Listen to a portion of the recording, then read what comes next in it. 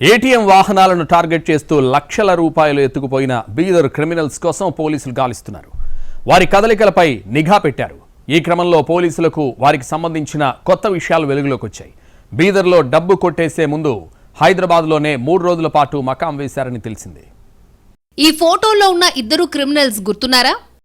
Yes, ఆ మధ్య హైదరాబాద్ అఫ్జల్గంజ్లోని ఓ travel ఆఫీసులో కాల్పులు జరిపింది వీరిద్దరే. పేర్లు అమన్ కుమార్, అలోక్ కుమార్. ఈ ఇద్దరు ఏటీఎంలలో డబ్బులు పెట్టే వాహనాలను దోచుకుంటూ ఉంటారు. ఆ క్రమంలో బీదర్లో ఆనాడు ఏటీఎంలలో డబ్బులు పెట్టే వెహికల్ పై కాల్పులు జరిపి ఏకంగా 83 లక్షలు ఎత్తుకుని హైదరాబాద్కు వచ్చారు. హైదరాబాద్ నుంచి చెన్నైకి పారిపోయేందుకు ప్రయత్నించారు. ఆ క్రమంలో అఫ్జల్గంజ్లోని ఓ ట్రావెల్ ఆఫీస్కు వెళ్లారు. కానీ అక్కడి సిబ్బంది పలు ప్రశ్నలు అడగడంతో కాల్పులు జరిపారు.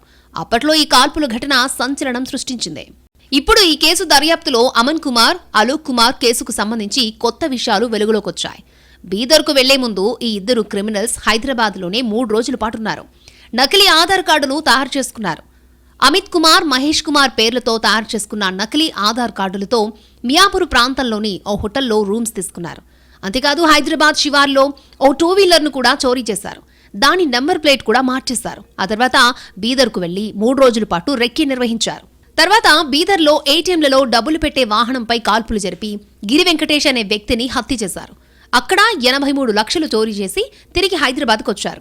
డబ్బు నింపిన బ్యాగును తీసుకుని నేరుగా బస చేసిన హోటల్కే వెళ్లారు. రూమ్ ఖాళీ చేయడంతో పాటు తమ వస్తువులన్నీ తీసుకుని ద్విచక్ర వాహనంపై బయలుదేరి మియాపూర్ నుంచి ఎంజీబీఎస్కు వచ్చారు. నేరం చేయడానికి వాడిన బైక్ను ఎంజీబీఎస్ పార్కింగ్లో ఉంచారు. అఫ్జల్గంజ్లోని ట్రావెల్ ఆఫీసులో కాల్పులు జరిపి అక్కడి నుంచి తప్పించుకున్నారు. చివరికి హైదరాబాద్ నుంచి చెన్నైకి వెళ్లిన ఇద్దరు క్రిమినల్స్ అక్కడి నుంచి రైల్లో కోల్కతాకి చేరుకున్నారు. పశ్చిమ బెంగాల్లోని సిలిగురి ప్రాంతం నుంచి నేపాల్ వెళ్లినట్లుగా పోలీసులు గుర్తించారు. ప్రస్తుతం వారి కదలికలపై పోలీసులు నిఘా పెట్టారు.